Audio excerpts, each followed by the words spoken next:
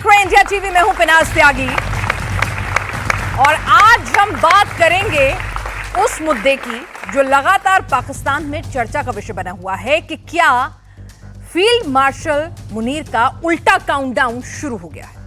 क्योंकि इस वक्त जो हालात हैं, चौतरफा घेरा नजर आ रहा है मुनीर। जब से वो फील्ड मार्शल बना है उसे इज्जत तो नहीं मिली, लेकिन जलालत जमकर हो रही है। मुनीर ने सोचा तो कुछ और था, लेकिन जो कुछ हो रहा है वो उससे बिल्कुल उलट है। इस्लामाबाद में उसका जबरदस्त विरोध हो रहा है। चुनौती रावलपिंडी बचाने तक की आ गई है।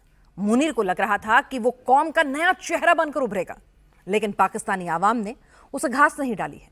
बलूचिस्तान में लगातार मुनीर की सेना पिट रही है। बीते 48 घंटे में लगभग 50 पाकिस्तानी जवानों को बलोच लिबरेशन आर्मी के लड़ाकों ने ढेर कर दिया है। खैबर पख्तूनख्वा का हाल भी इससे जुदा नहीं है। वहां भी आसिम मुनीर का जबरदस्त विरोध हो रहा है। लोग सड़कों पर हैं, बगावत की चिंगारी नजर आ रही है। महंगाई, बेरोजगारी की मार ने पाकिस्तान को अलग से त्राहिमाम कर रखा है। रही सही कसर इमरान खान के समर्थक पूरा कर रहे हैं, जो इस बार लाहौर कूच करने की धमकी दे रहे हैं। सड़कें नापकर मुनीर की हवा निकालने की तैयारी कर रहे हैं। जेल में बंद इमरान खान ने क्लियर कट कह दिया है, अगर मुझे कुछ हुआ तो इसे बख्शना नहीं है। कैसे मुनीर के गुर्गे जेल में उन्हें टॉर्चर कर रहे हैं, यह बताया जा रहा है। इस मैसेज से इमरान समर्थकों में जबरदस्त गुस्सा है। अब इमरान समर्थक आसिम मुनीर से सड़क पर दो हाथ करने को तैयार है। हर दिन पाकिस्तान में पीटीआई वर्कर्स आसिम मुनीर को ललकार रहे हैं, आर पार की लड़ाई की बात कर रहे हैं। आसिम मुनीर को तो लगा था कि भाई फील्ड मार्शल बन गया है, सब कुछ सही हो जाएगा, फौज काबू में रहेगी, सत्ता मेरे पास रहेगी, लोकप्रियता बढ़ेगी, जंग जीती है, ऐसा दावा कर रहा था हारने के बाद भी। लेकिन हालात ये हो रहे हैं कि भाई तख्ता पलट की नौबत आ गई है। और ऐसे में हमारे लिए, हम क्यों ये विषय डिस्कस कर रहे हैं, हम आपको ये बता दें कि जब ये हालात बनते हैं पाकिस्तान में, तो पाकिस्तान की ये एक फितरत ही है कि जब जब अपने घर में कलेश हो, जब जब अपने घर में हालात ऐसे हों कि अपनी कुर्सी जाने वाली हो, खाने को देने वाले ना हो, तुरंत हिंदुस्तान में कुछ नापाक हरकत कर दो, लोगों को देशभक्ति की डोज दे दो, थोड़े दिन ध्यान हटेगा, मेरी कुर्सी बची रह जाएगी। तो क्या मुनीर जब फंस रहा है तो हिंदुस्तान पर हमला करने की हिमाकत करेगा? क्या आर्मी में दमखम नहीं है तो टेरर आर्मी को आगे करेगा? इन तमाम सवालों पर हम बातचीत करेंगे। हमारे साथ हमारे खास मेहमान जुड़ रहे हैं, एक एक करके आपसे तारुफ करा दूं। हमारे साथ इस वक्त पूर्व राजनयिक दीपक वोरा जी जुड़े हुए हैं, जोरदार तालियों से स्वागत करें। हमारे साथ एयर कॉमोडोर एएस बहल जी हैं। हमारे साथ एनडी दुबे जी इस वक्त मौजूद हैं, डीआईजी बीएसएफ। और हमारे साथ वैभव सिंह हैं, जियो पॉलिटिकल एनालिस्ट।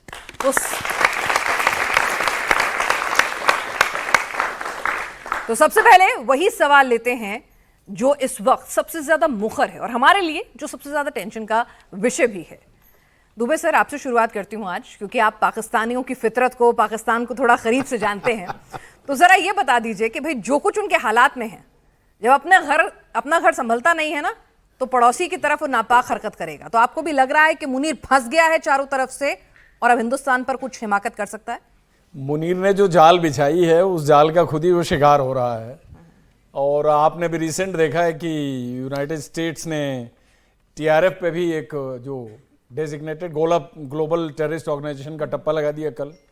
वही टीआरएफ जो कि पहलगांव बाइसरान में हमारे 26 टूरिस्ट को, बेगुनाहों का कत्ल किया 22 अप्रैल को। तो ये एक बहुत बड़ी इंडिया की डिप्लोमेटिक जीत है। इससे एक पाकिस्तान अभी बैकस्टेप पे आएगा, क्योंकि ये एक कमिटमेंट था भारत और अमेरिका का कि एक हमारे यहाँ जिसने इतना बड़ा टेरर अटैक किया, लश्कर तोयबा का जो प्रॉक्सी ऑर्गेनाइजेशन है, जो उसका फ्रंट ऑर्गेनाइजेशन है, उसके ऊपर इंटरनेशनल टेररिस्ट बैन लगना चाहिए। वो लग गया। भारत के यहाँ तो ऑलरेडी वो बैन था, इंडिया तो 2023 से इसको पुश कर रहा था। तो एक बहुत बड़ा एक पाकिस्तान इस मुद्दे में भी अब बुरी तरह से घिर गया है। लश्कर पे ऑलरेडी प्रतिबंध है, आपको पता ही है। तो international global terrorist organisation declare करने के बाद इनकी कितनी हदबंदियां हो जाती हैं, वो भी एक बड़ी इंटरेस्टिंग बात है। Terror funding, international movement, immigration, visa, passport, there are many issues कि ये कहीं मूव नहीं कर सकते, बेशक पाकिस्तान के अंदर रहें। दूसरा, इंटरनल फ्रंट पे बहुत ज्यादा परेशानी है इस समय पाकिस्तान को। और बलूच डूरंड पे भी बहुत अच्छा काम चल रहा है, जिसको पाकिस्तान एंजॉय कर रहा है। आप सबको अगर डेली उसकी डिटेल्स पता है तो मालूम ही है। और बलूच ने तो इनका दम कर रखा है। मतलब बलूच ने तो पाकिस्तान आर्मी को टेस्ट कर रहा है वो, और वो भी अपने मरने जीने पे आ गए हैं, अस्तित्व पे आ गए हैं। और उनका भी रिसेंटली बयान आया था कि कश्मीर की पीस और बलूचिस्तान की पीस के बीच भी बहुत बढ़िया एक लिंक है, जो बड़ी इंटरेस्टिंग बात है। सिंध के बारे में आपको ऑलरेडी पता है, एक खुराफाती दिमाग पंजाब बनता है, वो पंजाब पाकिस्तान को कितनी आगे तक ले जाएगा तो टाइम बताएगा। और इमरान वैसे ही गुहार कर रहे हैं। इमरान ने कह दिया कि भैया जेल के अंदर मेरे साथ जो टॉर्चर हो रहा है उसका मुनीर जिम्मेदार है। और यही मुनीर था जो इमरान के टाइम में आईएसआई से जब हटाया गया था तो बुशरा बेगम के थ्रू इसने अप्रोच किया था कि हमारी साहब से मुलाकात करवा दो। साहब ने इसकी मुलाकात एक्सेप्ट नहीं की थी, तो मुनीर तो आज के तारीख में उनको भी डील कर रहा है इंटरनली। तो और ऑलरेडी ये ऑपरेशन सिंदूर में बहुत ज्यादा एम्बरेस हुआ है। As a military leader world में इतना ज्यादा एम्बरेसमेंट झेलने वाला मुझे शायद कोई हिस्ट्री में लीडर नहीं मिला। तो कुल मिला जुला के पाकिस्तान मियां की जूती मियां के सर। तो आज की तारीख में जितने जिन्न उसने पैदा किए हैं सारे जिन्न उसको इकट्ठा करके उसका खून चूस रहे हैं। मेरा तो ये मानना है कि ये एक बड़ा अच्छा लेकिन मौका कहते हैं है। ना खिस्यानी बिल्ली खंबा नोचे, तो अब भाई हार चुका है, खाने को पैसे नहीं, इज्जत मिल नहीं रही है, चौतरफा घिरा हुआ है। तो क्या दीपक सर यही इसी बात को आगे ले जाएं हम दुबे सर की, क्या अब भाई जब इतना फ्रस्ट्रेट हो जाएगा तो कुछ रिटेलिएशन में हमें कंसर्न होना चाहिए? हम जवाब देने में सक्षम हैं। बहुत बहुत धन्यवाद बेटा, बहुत अच्छा लगता है जब आपके साथ आपके चैनल पर होता हूं। और ऑफ कोर्स आपने 3 विशेषज्ञ हैं जिनकी जानकारी मुझसे कहीं ज़्यादा। मैं तो एक साधारण सा राजदूत हूं, भारत का 6 देशों में रह चुका हूं। लेकिन आप लोग सब जो यहाँ बैठे हैं, अगर आपको लगता है मैं अभी भी बहुत हसीन हूं तो ताली बजा दीजिएगा।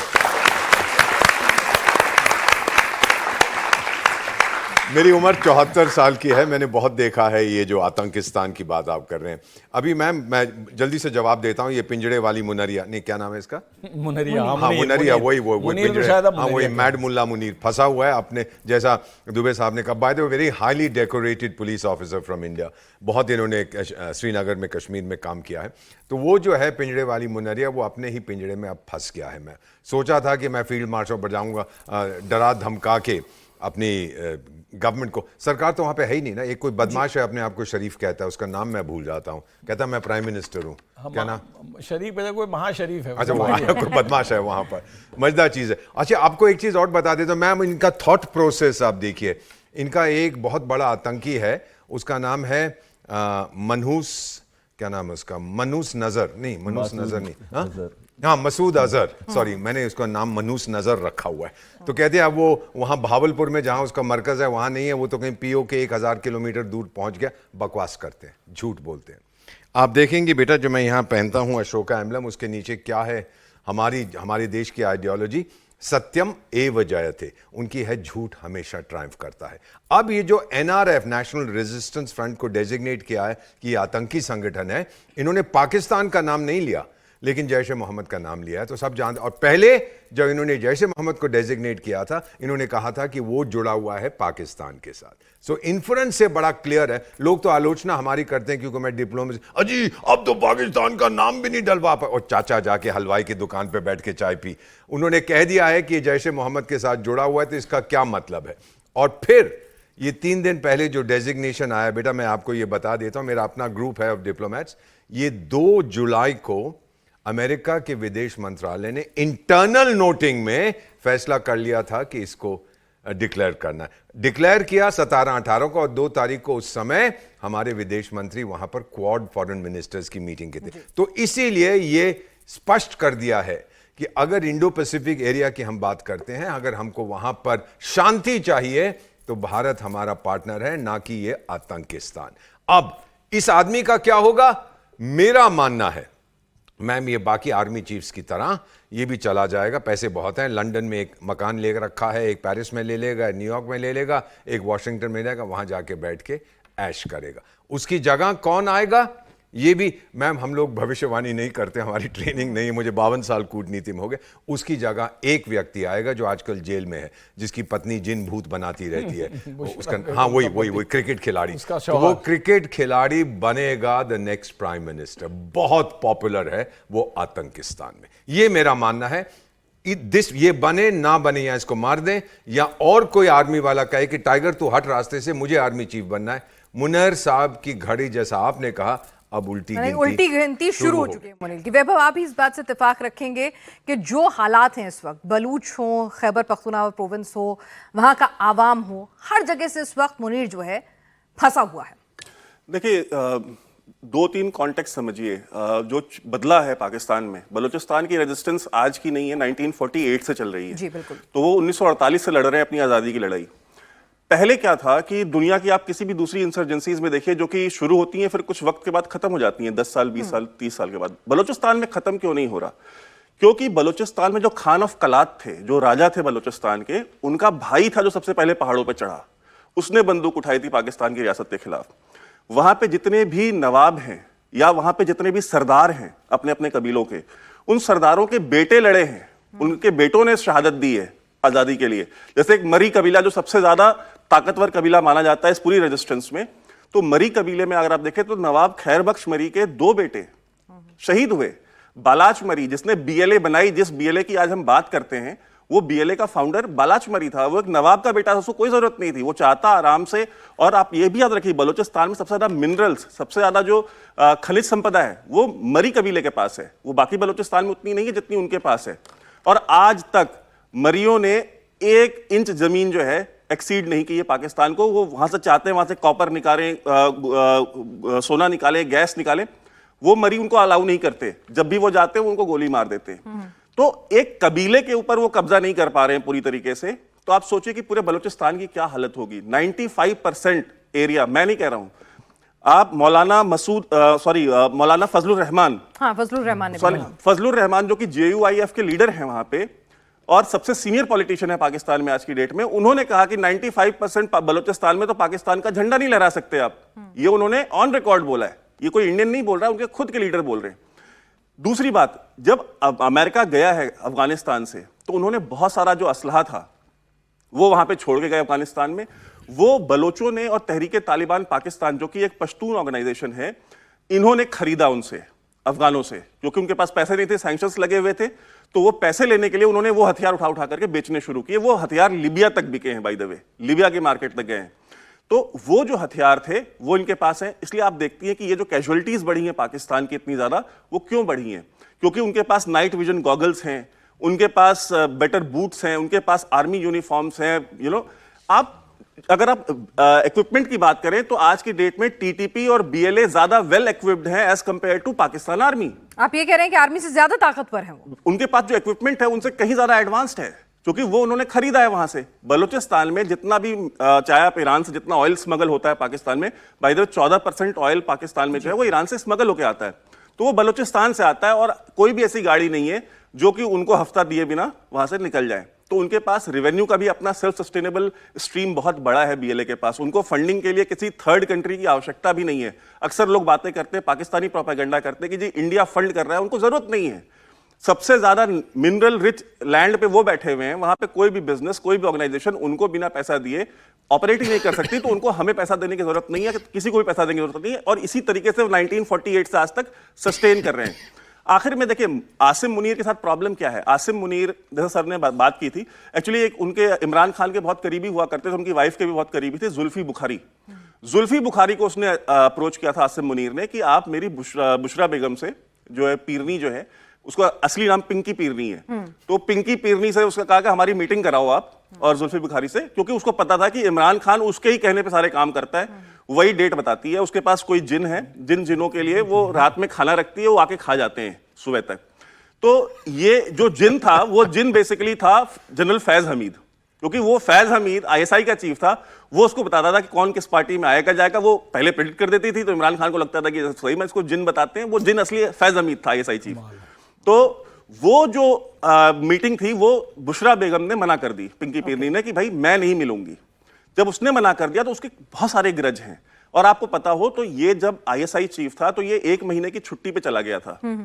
इसको जब लेफ्टिनेंट जनरल पे प्रमोट किया तो लेफ्टिनेंट जनरल पे प्रमोट होने से होते ही ये 1 महीने छुट्टी पे चला गया, क्योंकि इसको ये पता था कि अगर मैं आज ज्वाइन कर लूंगा तो अगले आर्मी चीफ के अपॉइंटमेंट से पहले मैं 1 महीने पहले मैं रिटायर हो जाऊंगा।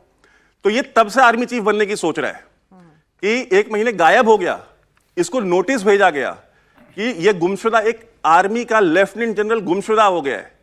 बाजवा ने लेटर लिख करके फाइनली बोला कि अगर ये नहीं हाजिर होते तो इनको फायर करो, आर्मी से, तब ये वापस आया लंदन से, और लंदन से वापस आया और आने के बाद इसने ज्वाइन किया और फिर रिटायर होने के 5 दिन बाद आर्मी चीफ बना है।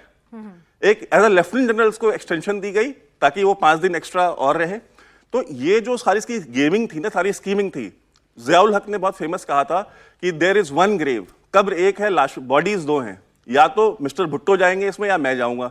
अगर भुट्टो को छोड़ दिया तो भुट्टो मुझे इस कब्र में भेजेगा, और अगर मैं हूं तो मुझे सर्वाइव करने के लिए भुट्टो को कब्र में भेजना पड़ेगा। तो उसने उसको फांसी दिलवाई कोर्ट से। यही सेम सिचुएशन आज आसिम मुनीर के साथ है कि कब्र एक है, बॉडीज 2 हैं। उसको पता है कि अगर इमरान खान सर्वाइव करेगा तो मैं सर्वाइव नहीं करूंगा। तो इमरान खान को मारने के लिए इसलिए बार बार इमरान खान कह रहा है कि अगर मुझे कुछ भी होता है तो इसकी जिम्मेदारी जो है वो आसिम मुनीर की है। और इमरान खान के ऊपर वहां पे बहुत सारी बातें होती है कि उसके ऊपर बहुत जाती हो रही है। जाती देखिए क्या है, बकरा उसको मिलता है खाने को डेली, टीवी उसके कमरे में लगा हुआ है, एसी उसको लगा के दिया हुआ है, तो कौन सी जाती हो रही है? उसको पता है कि इसको जब तक खिला पिला के खुश रखूंगा तब तक चीजें चल रही हैं। अगर, और देखिए मैं कोई सरप्राइज नहीं हूं अगर इमरान खान कल को उससे कोई डील कर लेता है, क्योंकि पाकिस्तानी पॉलिटिशियंस, स्पेशली जो पंजाबी पॉलिटिशियंस है, इमरान खान खुद भी पंजाबी है, नाम का पठान है, खान लिखने से कोई पठान तो नहीं हो जाता, तो वो पंजाबी मियाँ वाली का रहने वाला है। उसको मैं 100% श्योर हूं कि अगर आसिम मुनीर उसको कोई डील देगा तो वो डील ले लेगा। पर डील तो अमेरिका के बिना नहीं होती ना पाकिस्तान में। एग्जैक्टली, अमेरिका के बिना नहीं होती। इसलिए आप देखिए कि आसिम मुनीर 10 दिन अमेरिका रह के आया है। कोई भी हेड ऑफ स्टेट या कोई भी आर्मी चीफ या कोई भी, मतलब 10 दिन का सर डिप्लोमेट रहे, ये मुझे बता ले अगर इनको याद होगी कोई हेड ऑफ स्टेट या कोई आर्मी चीफ किसी मुल्क में जाके 10 दिन का विजिट किया हो। शरण लेने के लिए 10 साल रहते हैं वहां। ठीक है, तो 10 दिन रह के आया, तो 10 दिन में वो वहां पे यही सारी डील्स कर रहा था ना CIA के साथ। चलिए ठीक है, ये तो मुनीर की गेम प्लानिंग आपने बहुत अच्छे से समझाई है वैभव। इसी बात को बहल सर आपके पास ले जाऊं कि भाई प्लानिंग पूरी करके रखता है वो बंदा इतना, और इस वक्त इतना फंसा हुआ है, तो हमें तो अपनी चिंता करनी है। उनके घर में जो कुछ हो रहा है, आग लग रही है, ठीक है हम देख रहे हैं, लेकिन हमें अपनी चिंता करनी है कि मुनीर जब इतने मेस में है, जब इस तरह से प्रेशराइज्ड है, तो क्या ये हिंदुस्तान की तरफ देखेगा, फिर से नापाक नजर फेरेगा, या फिर अपना ही मैस सुलझाएगा? बहुत ही अच्छा क्वेश्चन पूछा, पर मैं एक क्वेश्चन अपनी अदालत से पूछ लूं जो सामने बैठी है। हाउस योर जोश? Hi sir. ये हाय नहीं है, हाउस योर जोश? Hi sir. ये हाय है। आपने कभी किसी जनरल को हिस्ट्री का लेसन लेते हुए देखा है? सर ने इतना अच्छा हिस्ट्री का लेसन लिया, सारी बातें एकदम क्लियर कर दी हैं, तो मैं वो बिल्कुल भी इनमें से कुछ भी रिपीट नहीं करूंगा। मुझे सर इतना बताओ, क्या आपने किसी भी आर्मी जनरल को हिस्ट्री का लेसन लेते हुए देखा है? नहीं देखा है ना। लेकिन जब नॉन रेजिडेंट पाकिस्तानीज को उन्होंने एड्रेस किया इस्लामाबाद के अंदर, तो सबसे पहले उनको सिखाया कि 2 नेशन थ्योरी क्या है, हिंदू मुस्लिम क्या है, क्यों साथ नहीं रह सकते, और क्यों कश्मीर उनकी जुगलर वेन है। पर वो क्यों डरे हुए थे? वो डरे हुए थे क्योंकि कश्मीर के अंदर जब आर्टिकल 370 एब्रोगेट हुआ तो 2.35 लाख करोड़ 2.35 करोड़ टूरिस्ट आ रहे थे कश्मीर के अंदर। मैं खुद गया था पिछले साल अमरनाथ यात्रा में, और मैं आपको बता रहा हूं ऐसा अच्छा लगता था कश्मीरियों को देखते हुए, कितने खुश थे। हजारों की संख्या में उनके पार्क्स में वो लोग घूम रहे थे, फैमिलीज में जा रहे थे, लंच कर रहे थे, इतनी अच्छी खुशहाली थी, बड़े खुश थे, सारे होटल्स बुक थे। तो तकलीफ मुनीर को क्यों हुई मुनीर को तकलीफ? पाकिस्तान आर्मी, उसके जो जनरल्स हैं वो एक शहंशाह की जिंदगी गुजारते हैं। 1.5 लाख करोड़ का बिजनेस पाकिस्तानी मिलिट्री ऑर्गेनाइजेशंस करती हैं। 2 लाख करोड़ के उनके रियल एस्टेट हैं, और जब रिटायर हो जाते हैं ना, बच्चों को तो पहले ही बाहर भेज देते हैं, फिर खुद भी चले जाते हैं। यहां मैं अपने बच्चों को भेजता हूं तो उनके लिए मुझे 25 से 30 लाख का लोन लेना पड़ता है, और अभी तक भर रहा हूं मैं। और उधर देखो उनके जनरल जब बाहर जाते हैं या अपने बच्चों को भेजते हैं, जब रिटायर होते हैं तो उनके आलीशान बंगले दूसरे देशों में भी होते हैं। तो पाकिस्तान आर्मी का वजूद है कि अगर कोई थ्रेट होगी, कोई थ्रेट, उनके लिए थ्रेट क्या है उनको बनानी पड़ेगी। भारत तो कभी अटैक नहीं करता, हमेशा अटैक उनकी तरफ से आए हैं, तो वो थ्रेट बनाते हैं भारत को। उसके लिए मुद्दा क्या है? कश्मीर। और इसी वजह से पाकिस्तान आर्मी जब भी कुछ करना चाहती है, लेकिन कन्वेंशनली तो बहुत वीक है। क्या कन्वेंशनली स्ट्रांग है? हम उनसे 2 गुना 3 गुना ज्यादा स्ट्रांग है। 90 घंटे के अंदर हमने उनको घुटने टेकवा दिए थे। टेकवाए थे कि नहीं टेकवाए थे? तो क्या करे वो लोग? वो लोग इस्तेमाल करते हैं आतंकवादियों का, जैश ए मोहम्मद, लश्कर ए तैयबा, हिजबुल मुजाहिदीन, उसका इस्तेमाल करते हैं।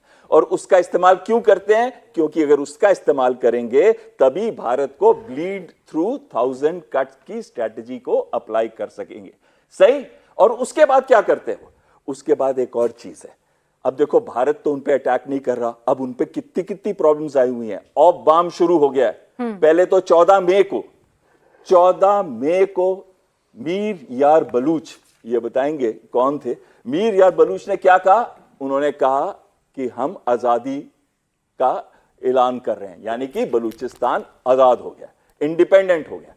उसके बाद ये वाला मूवमेंट जो मैं आपको ऑपरेशन बाम की बात कर रहा हूं, इसका मतलब होता है डॉन, यानी कि पौ फटने वाली है, सुबह होने वाली है। उसके अंदर 8 जुलाई को उन्होंने अटैक्स करने शुरू कर दिया। आपको जाफर ट्रेन का याद है? उन्होंने ले ली थी और कितने ही पाकिस्तानी सोल्जर्स को मारा था। पाकिस्तान में, बलूचिस्तान के अंदर पाकिस्तान आर्मी की रिट नहीं चलती, Balochistan liberation army, Balochistan liberation front की चलती है रिट। और उनके लोग कहां तक रहते हैं पाकिस्तानी सोल्जर्स? सिर्फ क्वेटा, ग्वादर या 1-2 और बड़े बड़े शहर, बाकी सारे रूरल एरियाज के अंदर बलूचिस की चलती है। वो हिल भी नहीं सकते। 84 के करीब अटैक हो चुके हैं, सैकड़ों लोग उन्होंने मार दिए, सैकड़ों सोल्जर्स को मार दिया, कई रीजन्स पे अटैक किया, कम्युनिकेशन एरियल्स, हब्स, व्हीकल्स, यहां तक कि पाकिस्तान आर्मी के ड्रोन्स भी गिराए हैं। और आधुनिक वेपन्स की तो सर ने बात कर ही दी थी। और इसके बाद क्या? बलूचिस्तान में तो हालत बहुत ही पतली है पाकिस्तान की। और अब है तहरीके तालिबान पाकिस्तान, जो खैबर पख्तूनवा, नॉर्थ वजीरिस्तान का रीजन है, वहां पे हमले कर रहा है। पहले सुसाइड अटैक किया, 16 मारे गए, एक्सप्लोसिव लेडन व्हीकल से कॉन्वॉय पे मारा। फिर दूसरा अटैक मीर अली जगह पे किया, वहां 13 सोल्जर्स मारे गए। उधर पीओके में देखे, रोज प्रोटेस्ट हो रही है, पीओके के अंदर। कभी उनको बिजली नहीं मिल रही, कभी उनका सोस्ट ड्राई पोर्ट पे प्रॉब्लम्स है। और पाकिस्तान की जो अगर इकोनॉमी को देखे, 44% भुखमरी की कंडीशन में है। पाकिस्तान जनरल्स के पास लाखों करोड़ों रुपए हैं, लेकिन पाकिस्तान जो आवाम है, 44% को 2 वक्त का खाना नहीं मिल रहा। और सबसे ज्यादा प्रॉब्लम है बलूचिस्तान, नॉर्थ वजीरिस्तान, पीओके, ऐसे एरियाज के अंदर। अब पाकिस्तान के पास एक ही रास्ता है, अगर उसको यह ध्यान भटकाना है। और खासकर 5 अगस्त जिस दिन यह मूवमेंट होने वाली है पीटीआई की, उनको फ्री इमरान करने वाले हैं। 2 साल वो जेल में रह चुके हैं। तो अब उनको जरूरत है एक ऐसा इंसिडेंट करने की जिससे भारत उनको अटैक करे, क्योंकि वो तो अटैक करेंगे नहीं। वो क्यों नहीं अटैक करेंगे? अगर वो अटैक करेंगे तो लोग कहेंगे, अरे एक तो छोटी सी कंट्री है, कन्वेंशनली वीक है, ये पागल हो गए हैं क्या, ये अटैक कर रहे हैं? तो उनको बहाना चाहिए उकसाने का, जिससे भारत उनको अटैक करे। इस वजह से वो हमारे ऊपर आतंकी हमला कर सकते हैं। लेकिन क्या हम चुप करके बैठे हैं? हमारा ऑप सिंदूर चल रहा है कि नहीं चल रहा? क्या हम उनको दोबारा घुटने टिकवाएंगे कि नहीं टिकवाएंगे? टिकवाएंगे। और इसके लिए आप देखेंगे एनएसजी अपनी एक्सरसाइजेस कर रही है। हमने होटल्स के ऊपर अपने मी-17 हेलीकॉप्टर के द्वारा एनएसजी के कमांडोज को लैंड किया था अभी कुछ दिन पहले, 2 दिन पहले की बात कर रहा हूं मैं। और हम हाई अलर्ट पे हैं। हम वेट कर रहे हैं कि कहीं वो दिल्ली, मुंबई या ऐसी जगह पे हमला ना कर दे। तो हमारे एनएसजी के साथ साथ 4 और ऑर्गेनाइजेशन, दिल्ली पुलिस की जो काउंटर टेररिस्ट सेल है वो भी एक्टिव है, दिल्ली फायर सर्विसेज एक्टिव है, मेडिकल एक्टिव है, और साथ में एक्टिव है सीआईएसएफ, जो कि एयरपोर्ट्स और उस पे है। यही चीज क्वेश्चन पूछ रही थी पहनाज मुझसे, क्या हम रेडी हैं कि नहीं? हमारी आर्मी रेडी है, हमारी नेवी रेडी है, हमारी एयरफोर्स रेडी है। हम वेट कर रहे हैं, कोई हरकत करो, हम आपको छोड़ेंगे नहीं। एक लास्ट चीज मैं कह के बंद करना चाहता हूं। रहीम यार खान, आपको वो एयरफील्ड याद है जिसके ऊपर हमला किया था भारतीय वायुसेना ने? और उस हमले में रनवे के ऊपर अटैक करके हमने बहुत बड़ा क्रेटर किया था, और साथ में उनका एक कॉम्प्लेक्स को पूरा तबाह बर्बाद कर दिया था। प्रधानमंत्री मोदी जी ने क्या कहा था बीकानेर के अंदर? आईसीयू में है रहीम यार खान। कल के पेपर में आया है notice for airman. Notice for airman क्या होता है नोटैम? कि हम बताते हैं बाकी सारे हवाई जो काम कर रहे हैं कि ये एयरफील्ड अभी 5 अगस्त तक नहीं खुलेगी। What Indian armed forces hit remains hit. Operation Sindoor की सफलता सबके सामने है दुबे सर, लेकिन यहां पर जो कंसर्न, इसी बात को आगे बढ़ाएं कि जिस तरह से हम लगातार नए वेपन्स इंडक्ट कर रहे हैं, मॉक ड्रिल्स कर रहे हैं, दिल्ली को अलर्ट पे रखा गया है, तो कहीं ना कहीं हिंदुस्तान को भी अंदेशा है कि प्रेशर में आया हुआ मुनीर कुछ ना कुछ हरकत करेगा, टेरर आर्मी को आगे कर देगा, क्योंकि आर्मी में तो दम बचा नहीं है। देखिए, ये तो जब डिस्कशन हो रहा था ऑपरेशन सिंदूर के बाद भी ये सवाल बड़ा डिस्कशन हुआ था कि क्या इसके बाद पाकिस्तान हरकतें बंद कर देगा, तो इसका बड़ा क्लियर आंसर है कि बिल्कुल बंद नहीं करेगा। अब बात आती है बंद नहीं करेगा तो हमारे पास प्रोएक्टिव रिएक्टिव दो ही एक्शन बचता है। रिएक्टिव हमने ऑपरेशन सिंदूर में दिखा दिया और रिएक्शन के लिए इंडिया हमेशा तैयार है। इसीलिए आपने अभी संवाद किया कि ऑपरेशन सिंदूर जारी है। हमारी लीडरशिप का भी यही कहना है और हमारी जो फौजें हैं वो भी इसी हिसाब से तैयार हैं। अब प्रोएक्टिव की जो बात करें, तभी आपको रिसेंट बता दूं, पंजाब बॉर्डर पे जो स्मगलर्स हैं, ये पाकिस्तान उनको स्मगलर्स कहता है, ये वही ड्रोन होते हैं। आपने देखा होगा एक टैक्सी स्टैंड पे एक गाड़ी होती है, वही गाड़ी छोटा डेस्टिनेशन बड़ा डेस्टिनेशन हर जगह की सवारी छोड़ती है। तो पाकिस्तान के अंदर बॉर्डरिंग जो स्टेट्स हैं वहां पर जो लॉन्चिंग बेस हैं इनके ड्रोन के, उन लॉन्चिंग बेस में जो ऑपरेटर है वो सेम है। यानी वही ऑपरेटर नारकोटिक्स भी सप्लाई करेगा, वही वेपन ड्रॉप करेगा, वही ड्रोन अटैक ड्रोन के रूप में आएगा जब हॉट वार सिचुएशन होगी। तो कहने का मतलब अभी भी स्मगलर्स का जो नारकोटिक्स है वो इंडियन बॉर्डर में इन्होंने शुरू कर दिया है ऑलरेडी। अभी कल का सीजर है, एक दिन पहले का सीजर है, 560 ग्राम का सीजर जो ये छोटे छोटे छोटे टुकड़ों में भेजते हैं। अब ये क्या है, लॉजिस्टिक्स कैरियर है, ये इंडियन बॉर्डर पर ये छोटा मोटा, उसको ये बोलेंगे तो स्मगलर कर रहे हैं, एंटी सोशल एलिमेंट्स कर रहे हैं, इसमें स्टेट शामिल नहीं है। ये इनका एक स्टैंडर्ड बयान होता है, ठीक है, क्योंकि हमें भी कहीं न कहीं एक लक्ष्मण रेखा या टॉलरेंस की कोई न कोई लिमिट भारत ने भी सोच रखी है। रही बात कि जो आप कह रहे हैं कि ये रेगुलर कन्वेंशनल हमारे सामने नहीं आएंगे, 100% श्योर है, ये प्रॉक्सी और फ्रंट के थ्रू ही जाएंगे। मास रैलियां हो रही हैं, कराची से लेके आप लाहौर तक भर्तियां इनकी चल रही हैं। हमें कुछ सुगबुगाहट कश्मीर से भी लगी है कि थोड़ा थोड़ा मोटिवेशनल या जिहादी थॉट प्रोसेस यूथ के अंदर OGW के थ्रू डालने की वहां भी ये कोशिश कर रहे हैं। आने वाला टाइम बताएगा कि कश्मीर में इसका क्या असर पड़ेगा। कारण है कि आज के तारीख में बड़ा अनफॉर्चुनेट है, जैश वैश के फार्मूले को लेके थोड़े बच्चे लोग, यंग जनरेशन बड़ी जल्दी फैसिनेट हो जाती है। लेकिन अब ये बड़ा सोचने वाला सवाल है कि जो ऑलरेडी इन्फिल्ट्रेट कर चुके हैं इंडियन टेरिटरी में, जो हमारे पीर पंजाल एरियाज में ऑलरेडी टेररिस्ट है, माना जा रहा है कि सारे तो एक्सफिल्ट्रेट किए नहीं होंगे, कोई न कोई कंपोनेंट उनका वहां है, जिनका की टैक्टिक्स है हिट एंड रन, यानी वो बाइसरान जैसा कांड करेंगे, वापस जंगलों में चले जाएंगे, यानी खुल के सामने नहीं आएंगे। उस पर काम बहुत सीरियसली चल रहा है। थोड़ा सा चिंता का विषय है कि लंबा 2 महीने से ज्यादा का टाइम हो गया और अभी तक फ्रैंकली स्पीकिंग वो ग्रुप मारा नहीं गया है। तो वहां पर एक फिंगर्स क्रॉस है कि वो कब एलिमिनेट होता है तो टाइम बताएगा, एक दिन आपको कोई अच्छी खबर जरूर इस पे आएगी। तो हमारी प्रिपरेशन सही है, ठीक ठाक है, रिएक्शनरी है। इंडिया को अब डिक्लेयर नहीं करना है कि हम कुछ करेंगे, अब कुछ होगा तो भारत करेगा, और सारा नाप joke vertical horizontal latitude longitude सब पता है, ठीक है, हमारी इंफॉर्मेशन पूरी मुकम्मल है।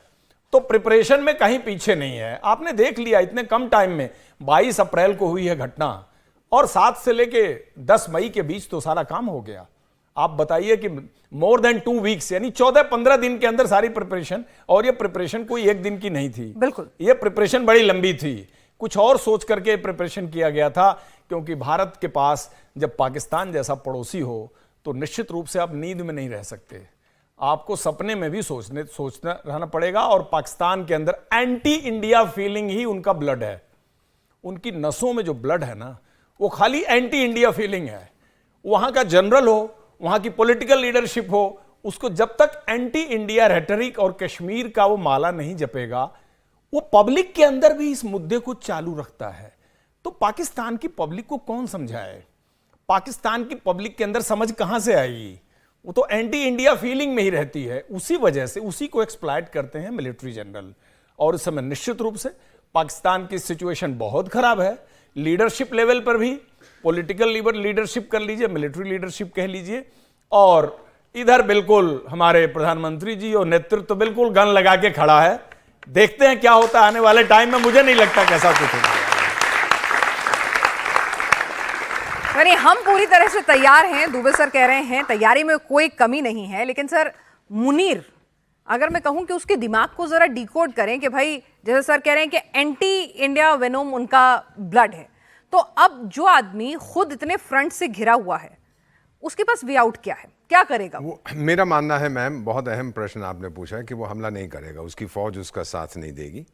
दूसरी बात है, उसकी फौज उसको क्या कहेगी कि भाई देख, पिछली बार तो हमें बहुत ठोका था, वो ब्रह्मोस मिसाइल है ना उसका नाम, और वो हमें और फ्री में नहीं चाहिए भारत से, वो फिर ठोकेंगे हमको उसके साथ जो हमने उनको वादा किया है। तो वो नहीं कर पाएगा क्योंकि उसमें दम नहीं है इस समय। उनकी फौज जो है वो थक चुकी है, आपस में लड़ रहे हैं। अगर हमसे जंग किया, मेरी बात मान लीजिए मैम, बलूचिस्तान चला जाएगा उनसे। वो क्या पसंद करेंगे, उनकी चॉइस क्या होगी? उनकी चॉइस होगी कि बलूचिस्तान को किसी कीमत पर बचा लो, खैबर पख्तूनख्वा को बचा लो। सबसे जहरीला इंसान, क्षमा चाहता हूं, उस देश में पंजाबी मुसलमान होता है जो कहता है ये सब गधे हैं, मैं ही शहंशाह हूं यहाँ का। और ये जो मेरा मानना, ये पिंजड़े वाली मुनरिया मैड मुल्ला मुनीर भी वही है। मेरा मानना है कि उसमें अब दम नहीं है कुछ करने को। अब वो फिर दौड़ा जाएगा।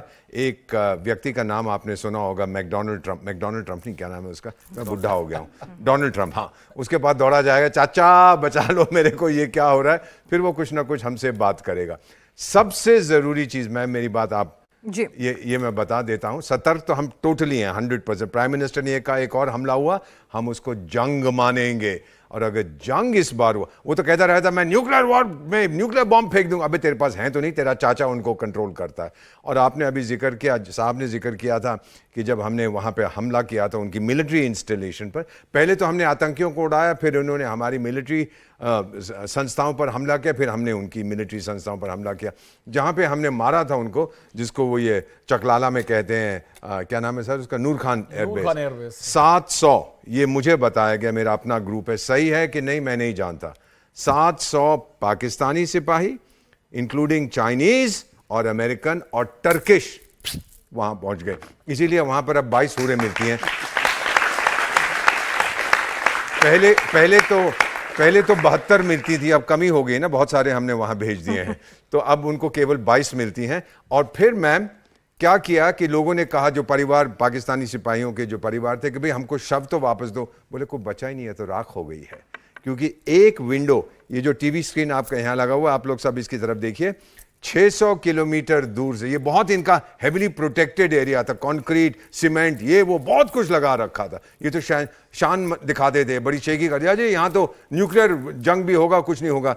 इस खिड़की से एक आपकी मिसाइल अंदर गई, तमाम हो गया काम उनका वहां पर। ये ताकत है आपके देश भारत की, तो आप इसको सलाम करिए।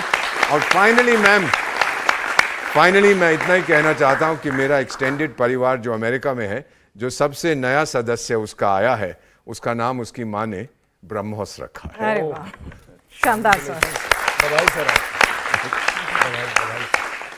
वैभव, ठीक है, हमारी सैन्य शक्ति हमारे पास है, लेकिन पाकिस्तान के अंदरूनी हालात को हम थोड़ा आपसे और बेहतर तरीके से समझने की कोशिश करेंगे कि आपको क्या लगता है जो मौजूदा हालात हैं।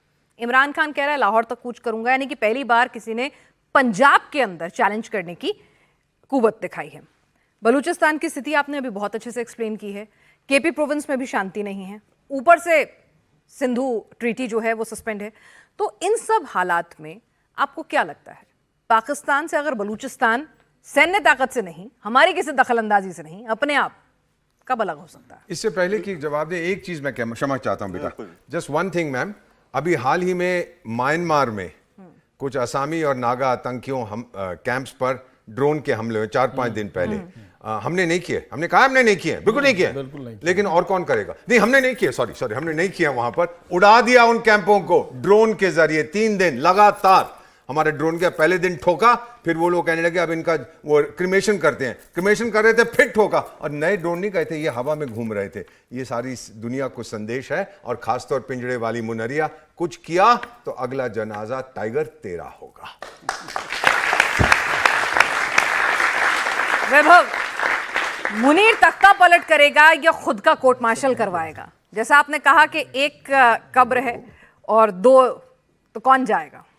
देखिए, पाकिस्तान की जो फौज है, पाकिस्तान की फौज कभी भी अपने, आपको याद होगा तो परवेज मुशर्रफ को भी सजा जो है वहां फांसी की सजा दी गई थी, लेकिन आर्मी ने वो एग्जीक्यूट नहीं होने दी, वो जो पनिशमेंट थी।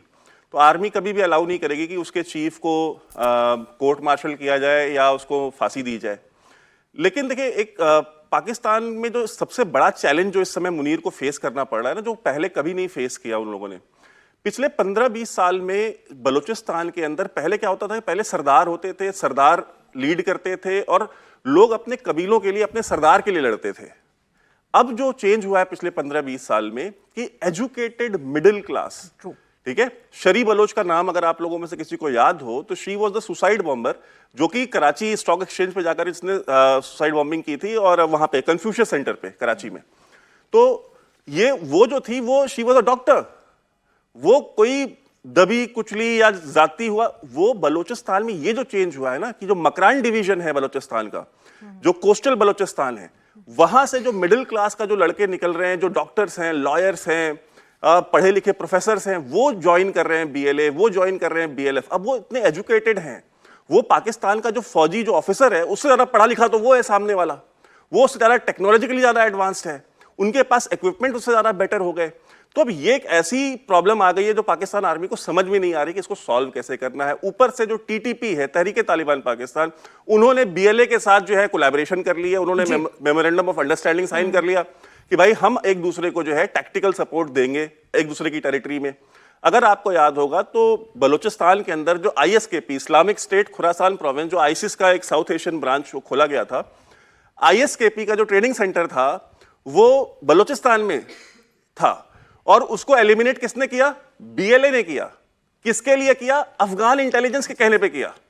तो अब बीएलए कोलैबोरेट कर रही है टीटीपी के साथ और अफगान इंटेलिजेंस के साथ, यानी अब उनके पास एक टेक्नोलॉजिकल भी नॉलेज ज्यादा हो गई, सिचुएशनल अवेयरनेस बढ़ गई, उनके पास इंटेलिजेंस उनसे ज्यादा बेटर हो गई, तो वो ज्यादा इफेक्टिव हो गए। इसलिए आप देखिए कि कैजुअलिटीज जो आ रही हैं, हाँ, इस बार तो भी 6 महीने हुए हैं, 700 और 45 मेरे ख्याल से चौकियों पर कब्जा कर लिया और 17 सेना के बड़े ठिकाने जो हैं उनको खत्म कर दिया। और ये बलूचिस्तान में सिर्फ, अगर आप खैबर पख्तूनख्वा जाएंगे वहां सिचुएशन इससे भी ज्यादा बुरी है, क्योंकि वहां पे जो टीटीपी है, टीटीपी के पास जो गुल बहादुर जो ग्रुप है उनका, उसने जो सपोर्ट दिया है टीटीपी को अपना, वो इतना पावरफुल ग्रुप था कि वो अपने आप में एक टीटीपी था, उसने ज्वाइन कर लिया टीटीपी को।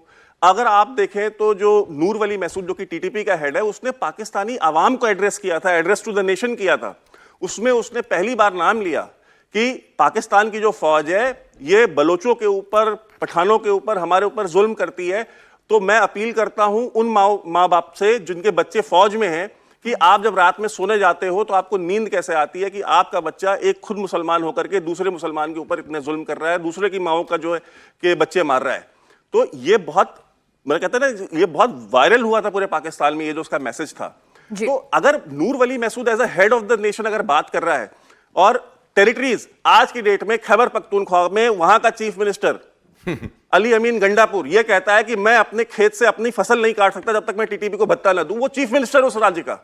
तो आप सोचिए कि उस वहां की हालत क्या होगी। शाम को 6 बजे के बाद पूरे खैबर पख्तूनख्वा में जो गश्त लगाती है वो पुलिस नहीं लगाती, वो फौज नहीं लगाती, वो गश्त जो है वो टीटीपी लगाती है। वहां के पुलिस वाले हड़ताल पे चले गए खैबर पख्तूनख्वा में कि ये जो फौजी हैं ये यहां पे हमको मार रहे हैं, ये फौजी टीटीपी के साथ लड़ रहे हैं, आप जाओ। नहीं, पाकिस्तान की तो मतलब कुछ भी कंट्रोल बचा नहीं है। नहीं, तो वही कह रहा हूं कि वहां पे पुलिस वालों ने कहा कि भाई आप खाली करो इनसे, हम ये हमारे अपने लोग हैं, हम इनके साथ जिरगा लगा करके हम इनसे बातचीत करके मैनेज कर लेंगे। बिल्कुल एक कॉमन मैन क्वेश्चन अभी, भाई जब इतना आतंक हो चुका, फेल्ड स्टेट है आपका, फेल्ड मार्शल है आपका, और उसमें हालात ये हैं कि आपके 2 बड़े प्रोविंस में चल नहीं रही, ठीक है, आर्मी कहती है जूते की नोक पर रखते हैं हम तुम्हारे मुनीर को, मतलब वहां की बीएलए कहती है।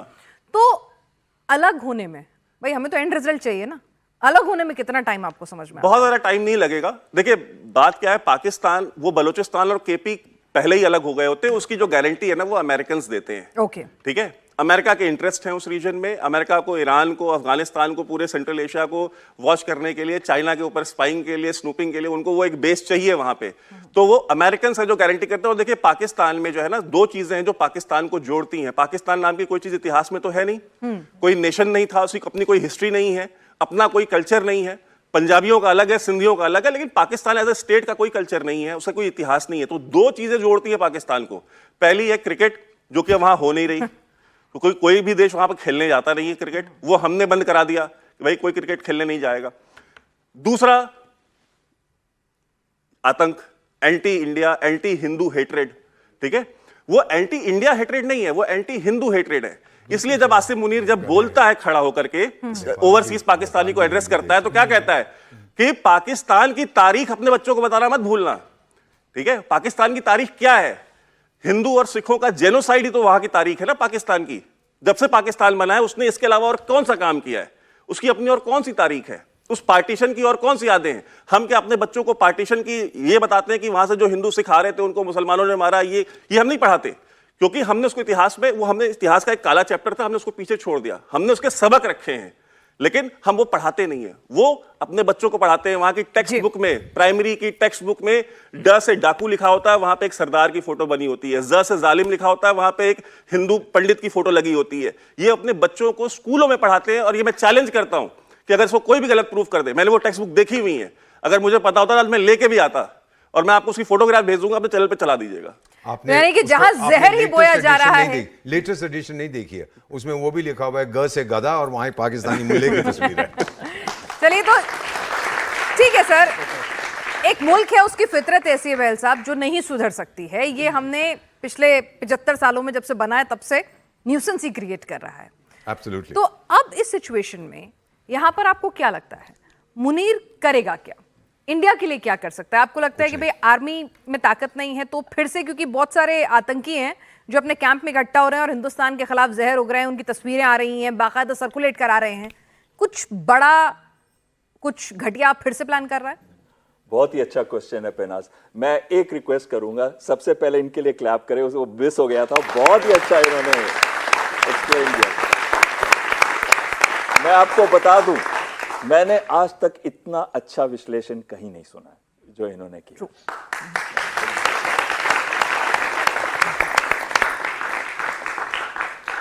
1.25 लाख से एक लड़ाऊं, चिड़िया नाल बाज तुड़ाऊं, फिर ही गुरु गोबिंद कहलाऊं। और ये गुरु गोबिंद जो बात कर रहे थे सब, महाराजा रंजीत सिंह ने शुरू किया था। अमृतसर से लेके कहां तक गए थे? काबुल तक। काबुल तक गए थे, अफगानिस्तान तक गए थे, और वो था इंडिया, भारत जो उस टाइम पे एक्सटेंड कर रहा था वहां तक। और उस भारत के अंदर कोई भी प्रॉब्लम से नहीं सोता था, कोई हिंदू मुस्लिम डिवाइड नहीं था।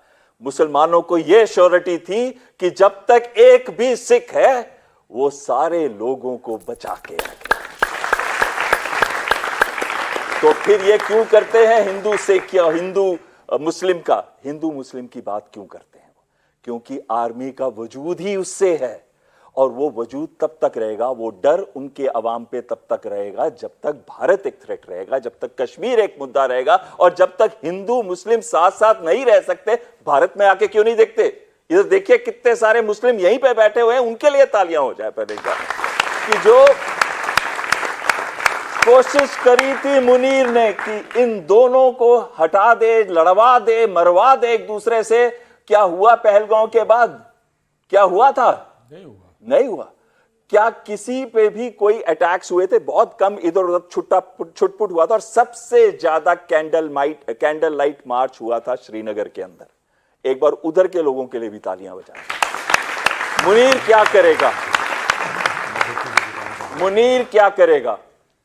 मुनीर चाहेगा कि कोई ऐसा आतंकवादी हमला हमारे देश पे करे जिसका ब्लेम भारत के ऊपर ही रहे, ये कहते हुए कि ये तो इनके अपने बंदे थे जो खड़े हो गए हिंदुस्तान के अगेंस्ट। ये वो चाहता है, और ये कभी पूरा नहीं होगा, क्योंकि हमारे मुस्लिम्स कभी हमारे अगेंस्ट खड़े नहीं हो सकते। खड़े हो सकते हैं क्या? कभी नहीं हो सकते। और इस वजह से वो कोई ना कोई आतंकी हमला जरूर कराएगा। ये हो सकता है अभी ना कराए, 3 महीने में कराए, 6 महीने में। लेकिन अगर आप पाकिस्तान मीडिया के अंदर जाएं तो बातचीत क्या चल रही है वहां पे कि अगस्त में भारत हमला करेगा। भारत क्यों करेगा भाई हमला? भारत तो नहीं करेगा। इसका मतलब है पाकिस्तान कुछ ऐसा काम करेगा जैसे मोहम्मद, लश्कर तैयबा या हिजबुल मुजाहिदीन से, जिसकी वजह से भारत को ऑपरेशन सिंदूर फिर से शुरू करना पड़ेगा। हम तो तैयार हैं, क्या पाकिस्तान तैयार है कि नहीं? मैं उनके आकाओं को, आसिम मुनीर को और आसिम मलिक जो उनके आईएसआई के चीफ हैं, मैं उनको यह मैसेज देना चाहता हूं। इस बार तो हमने तुमको छोड़ दिया था, तुम बंकरों में छुपे हुए थे, बिल के अंदर घुसे हुए थे। अगली बार तुमने ये हिमाकत की, तुमको ढूंढ के मारेंगे, रिटायर भी हो जाओगे, कहीं भी चले जाओगे, वहां पे जाके घुस के मारेंगे, छोड़ेंगे नहीं। भारत मारता भी है, घुसता भी है, ठोकता भी है, और ठोकने के बाद बताता भी है कि मैंने ठोका है, और ठोकने के बाद पूरी दुनिया को जागृत करके कहता है कि आज का भारत डिफरेंट है, भारत से पंगा मत लेना। अगर कोई भी आतंकी हमला होगा, हम डिफरेंशिएट नहीं करेंगे पाकिस्तान आर्मी के बीच में, पाकिस्तान के टेररिस्ट के बीच में, हम सबको नहीं छोड़ेंगे, और खासकर आसिम मुनीर और आसिम मलिक, तुम्हें तो कभी भी नहीं छोड़ेंगे। तो चलिए, हिंदुस्तान की अपनी पूरी स्ट्रैटेजी क्लियर है सर, आपने पूरा जोश भर दिया है यहाँ सभी के बीच में। लेकिन यहाँ पर ऑडियंस के भी कुछ सवाल होंगे, आप लोगों ने उन्हें इतने अच्छे से पूरा डिटेल में समझाया है। जी, सवाल। सर, हम पाकिस्तान को दुस्साहस का मौका ही क्यों दे रहे हैं? एक वो कहते हैं ना, लोहा घर में मार दो चोट। जब हम देख रहे हैं बलूच आर्मी उसका धुआं उड़ा दिया है, टीटीएफ उसका धुआं उड़ा रहा है, तालिबान उसका अलग धुआं उड़ा रहा है, क्यों ना हम अपने ब्रह्मोस, अपने राफेल को फिर एक बार देश सेवा का मौका दें? इसके अलावा हम उसको जो है FTF के उस पर फाइनेंशियल लॉस भी पहुंचाएं। चलिए, तो अभी लोहा गर्म है, मार दिया जाए। आपने ज्यादा जोश भर दिया इनके अंदर। देखिए, भारत इंटरनेशनल रूल्स फॉलो करता है, रेगुलेशंस फॉलो करता है। हम अग्रेसिव देश नहीं है, हम युद्ध नहीं चाहते हैं, हम किसी के ऊपर कहर बरसाना नहीं चाहते हैं। पर ये जो अज्ञात गनमैन है जो पाकिस्तान में घूम रहे हैं, रोज सुन रहे होंगे आप कि किसी ने किसी को मार दिया, कोई आतंकी मारा गया, वो कौन कर रहा है? और बड़ी बात जो कही थी सर ने अभी, बहुत बड़ी बात, 150 ड्रोन, 2 दिन कंटिन्यूअस अटैक हुआ, और कितने ही उल्फा के एजेंट मारे गए, उनके 3, एक लेफ्टिनेंट जनरल, एक ब्रिगेडियर और एक कैप्टन, तीनों को मार दिया गया। और उनका जो आतंकी लीडर है परेश बरुआ, इस समय कहां छुपा हुआ है? यूनान प्रोविंस के अंदर एक जगह, छोटी सी जगह है, चाइना म्यांमार के बॉर्डर में, चाइना की टेरिटरी के अंदर, वहां जाके छुप गया, क्योंकि भारत ने उसको वहां भी नहीं छोड़ना था। इसलिए मुनीर को मैंने बार बार चेतावनी दे दी है कि, लेकिन साथ में मैं आपका क्वेश्चन ये कह के आंसर करूंगा, हम युद्ध नहीं चाहते, हम एक पीस लविंग देश हैं, हम चाहते हैं कि हम दोनों इकोनॉमिकली ग्रो करें। ठीक है सर, एक सवाल जरा मेरा भी आ गया यहाँ पे अचानक दिमाग में कि भाई, मुनीर का हिसाब किताब हिंदुस्तान करने वाला है या पाकिस्तान की आवाम, पाकिस्तान का अपने अंदरूनी कलह खुद ब खुद कर देंगे? देखिए, कुछ चीज होती है जिसको क्लेम नहीं करते, उसको क्लेम नहीं करना चाहिए। और एक और चीज है कि बहुत सारे काम पाकिस्तान खुद ही करता है जो भारत को सूट करता है। तो भारत को ऐसा, अगर ऐसा काम हो रहा है, इसको कहते हैं कि बिना मारे मुद्दा ही मरे, यानी दुश्मन है अगर वो बिना मारे मरता है तो उसको एंजॉय करना चाहिए, उसको अपने तरीके से सपोर्ट करना चाहिए। और छोटा सा उस बात को मैं कनेक्ट कर दूं कि इन्होंने इंडियन वर्जन टेररिस्ट ऑर्गेनाइजेशन बनाने की कोशिश की थी, इंडियन मुजाहिदीन, जो 2005 में बना। इंडियन मुजाहिदीन नाम रखा, देखिए उसका सेंटर है कराची, बट उसका नाम रखा इंडियन मुजाहिदीन। उसकी उम्र थी 6 साल। 7 साल के अंदर इंडियन मुजाहिदीन के सारे मॉड्यूल गिरफ्तार करके या तो मारे गए जेल में। बटला हाउस कांड, करोल बाग कांड, Sarojini Nagar blast, GK blast, Jaipur blast, Ghaziabad blast, Sankat Mochan blast, संकटा मां स्थान आपका Dashashwamedh blast, Shramjeevi express blast, Gokul Chaat Bhandar blast, पूरे भारत में इंडियन मुजाहिदीन ने तमाशा भर दिया था 5 साल के अंदर। और उसमें क्या किया था इन्होंने? भारत के लड़कों को उकसा के, बरगला के, काठमांडू के रास्ते से बुला के वेस्टर्न फ्रंटियर पर इन्होंने ट्रेनिंग दी, जस्ट पब्लिक को यह बताने के लिए कि तो आपके गुमराह लोग हैं। फंडिंग उसकी अंडरवर्ल्ड से कराई। तो ये कितने दिन चला? इसकी लाइफ कितनी थी? कोई इंडियन मुजाहिदीन का एक भी टेररिस्ट बचा आज के तारीख में? बताइए। 13-14 में इनका चैप्टर क्लोज हो गया था। सिमी इंडियन मुजाहिदीन, आपको पता है। तो ये कोशिश वो करते रहे हैं और अभी भी करने की, जैसा कि साहब ने बताया, वो करेंगे। बट इसके पास, इसका पूरा भारत के पास डाटा है, उनका 4 पुस्त का डाटा है कि कौन आदमी कहां से निकलेगा, सब पे नजर है। इंटेलिजेंस एजेंसी, सिक्योरिटी एजेंसी, सबका हिसाब किताब लेके बैठी हुई है। चलिए, तो नजर पूरी है, सिक्योरिटी इनपुट भी पूरा है। सवाल भी जरा ले लेते हैं। इनकी नजर ये है कि हमारा नंबर कब आएगा। मेरा सवाल दुबे जी से है। सर, मैं 2 क्वेश्चन है मेरे। पहला तो ये है कि हम शांतिप्रिय देश हैं, ठीक है, शांतिप्रिय देश हैं, तो लेकिन हमारे एक हाथ में अगर बांसुरी है तो एक हाथ में सुदर्शन चक्र भी है, वो भी है। जब हमें इनपुट ये मिल गया कि हमारे ऊपर आतंकवादी हमला होने वाला है और उनके मिनिस्टर ने बोला है, वहाँ के मिनिस्टर, पाकिस्तान के मिनिस्टर ने बोला, तो क्या उसको हम ऑफिशियल स्टेटमेंट ना ले? पहली चीज़। और अगर ऑफिशियल स्टेटमेंट को हम सपोर्ट करते हैं कि ऑफिशियल स्टेटमेंट ये है, तो इसको एक्ट ऑफ वॉर की श्रेणी में नहीं रखेंगे? और क्या हम फिर इसके बाद हम ये इंतजार करेंगे कि हमारे यहाँ हमारे पास फिर 26 लोग जैसे वहां मारे गए तब मारे जाएंगे तब हम ब्रह्मोस छोड़ेंगे? ठीक है। अरे हमने पहले ये मना किया था कि हम न्यूक्लियर मिसाइल की पहल हम नहीं करेंगे, लेकिन ब्रह्मोस के लिए तो कसम नहीं खाई ना। 2-4 छोड़ दीजिए। ये चलिए। जो चल रहा है, ठीक हम है। लोग 125 करोड़ के जो यहाँ जनसंख्या है, हम लोगों ने अगर ये भी तो वो डूब जाएंगे, लेकिन वो क्यों नहीं हम ठीक लोग है। कर पा रहे हैं? पॉइंट जो गुस्सा आपका ज्यादा है। पहला पॉइंट तो आपका ये उत्तर मैं दे दूं, ये उत्तर दे दूं कि बेसिकली जैसा कि बताया, हम कोई दुनिया का इंटरनेशनल कन्वेंशन ट्रीटी ऐसा नहीं है जिसका भारत सिग्नेचरी ना हो। भारत एक सिद्धांत और रूल ऑफ लॉ फॉलो करता है, वो नहीं तोड़ेगा। और टीआरएफ पे जो बैन लगा है सब भारत की इसी अप्रोच और इसी इमेज का रिजल्ट है, नंबर 1। दूसरा, बुद्ध का देश है तो हम शांति हमारे लिए है, नहीं शांति कायरता नहीं है, शांति के साथ शक्ति है। प्रधानमंत्री ने बोला था बात, अगर आपको ध्यान हो तो, कि शांति के साथ शक्ति है। नहीं, कृष्ण ने भी तो सुदर्शन चक्र चलाने से पहले 99 के जो बाद है शिशुपाल वो वधम मौके क्या है? दिए थे। शिशुपाल वधम जी। यही है। हाँ। तो ये कहने का अर्थ कि सर आप मैं कहना प्लीज था, एड ऑन। जो हमारे डिफेंस मिनिस्टर ने कहा था, एकमात्र सभ्यता है जो पुराने शास्त्रों की पूजा करता है और शस्त्रों की पूजा भी करता है, वो भारत। ठीक है। अभी तक सबने अपने अपने क्वेश्चन रखे, लेकिन एज ए इंडियन आम जनता को हम क्या सजेशन दे सकते वो ठीक नहीं है। बताया। ठीक है, वो पूछेंगे। एक और कोई सवाल? जी, सवाल सतर्क किसके रहिए। पास है, किस तरफ है? बस हो गया आप लोग के सवाल? क्या नहीं, आपका नहीं, कोई और नया सवाल पूछना चाहते हैं? आप पूछना चाहते हैं? चलिए ठीक है, तो बताएं सजेशन। मैं दूं एक- सजेशन। ठीक है। प्लीज सबसे पहला सजेशन जो है, आप लोग सतर्क रहें। दूसरा, आप अपने आसपास आंखें खुली रखें, भीड़ भाड़ वाले इलाकों पे ध्यान रखें। मेट्रो में जाते हैं, रेलवे स्टेशन पे जाते हैं, कहीं पे भी जाते हैं, ध्यान रखें। कोई भी सस्पिशियस एक्टिविटी, सस्पिशियस पर्सन, कोई भी ऐसी चीज हो रही है, नियरेस्ट पुलिस स्टेशन में इतला दें।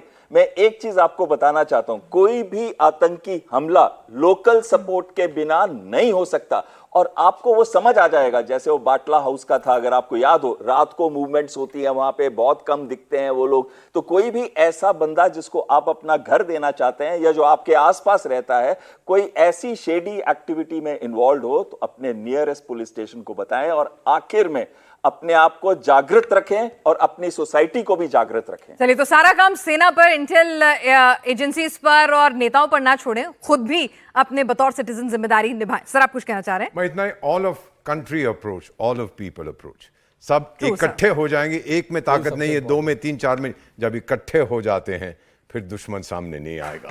True, sir. वैभव, बहुत छोटा सा अगर मैं आपसे कहूं, फिलहाल आपको पाकिस्तान में जो कुछ मौजूदा हालात बन रहे हैं और 5 अगस्त की जो डेडलाइन है, क्या होता दिख रहा है 5 अगस्त को?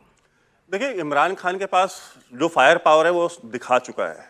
जब उसको जेल में डाला था, उसके बाद आपको याद होगा तो पूरे पंजाब में, पेशावर में, बाकी कराची में, हैदराबाद में जितने भी इनके बेसेस थे, कोर कमांडर, लाहौर के कोर कमांडर का घर जला दिया। ठीक है, उसके कोर में निकाल ले गए फ्रिज में से, उसका मोर, हाँ, वो उसका मोर उठा ले गए, बोले ये भी हमारे टैक्स के पैसे का है। तो नहीं, फिर से ऐसा कुछ देखेगा हमें तो तसल्ली तभी होगी ना। इमरान खान के पास क्षमता है वो करने की, हाँ। वो डिलीवर करने की क्षमता है। बशर्त ये है कि इमरान खान या उसकी जो पार्टी के लीडर्स हैं वो कोई डील कट ना करें आसिम मुनीर के साथ। मुझे इमरान खान की कैपेबिलिटी पे शक नहीं है, उसके डीएनए पे शक है, कि जो उसका डीएनए है ना वो ठीक नहीं है, वो कभी भी डील कट कर लेंगे। और पाकिस्तान में इमरान खान या जितने पॉलिटिशियंस हैं, इनकी शिकायत क्या रहती है, जब भी ये किसी को लेके आते हैं, जैसे अगर नवाज शरीफ को लेके आए तो सामने वाले जरदारी को प्रॉब्लम यह है कि इसको क्यों ले आ रहे हैं, हमको बूट पॉलिश का मौका क्यों नहीं दे रहे। अगर इमरान खान को ले आए तो नवाज शरीफ को प्रॉब्लम यह थी कि हमको बूट पॉलिश का मौका क्यों नहीं दिया।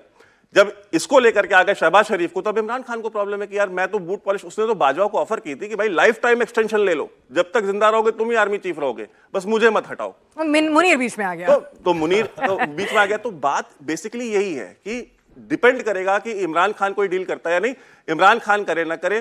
देखिए, पाकिस्तान की जो आवाम है, पंजाब की जो आवाम है, वो बहुत फ्रस्ट्रेटेड है, महंगाई है, बाढ़ आई हुई है, बाढ़ में आपको पता है उनका बहुत ज्यादा लाइफ स्टॉक, अनाज, सारी चीजें जो है वो बर्बाद हुई हैं। इस साल $1 बिलियन का व्हीट उनको इंपोर्ट करना था, अब वो $10 बिलियन का, जो मुल्क 300 मिलियन डॉलर के पैकेज पे चल रहा हो, उसको अगर $8 बिलियन $10 बिलियन का उसको चपेट पड़ गई है, तो ये लोग वहां पे भूखे खाए भी ना मरने। और जब चलिए, तो लोगों को हमें आराम से वेट एंड वॉच करना है, नजर चौकन्नी रखनी है और देखते रहना है ये मुल्क खुद ब खुद बर्बाद होता है या फिर कुछ ऐसी हिमाकत करता है जिससे हमें इंटरवीन करना पड़ता है। हम मदद करेंगे। चलिए, आप लोग आए इस बेहतरीन चर्चा के लिए बहुत बहुत शुक्रिया।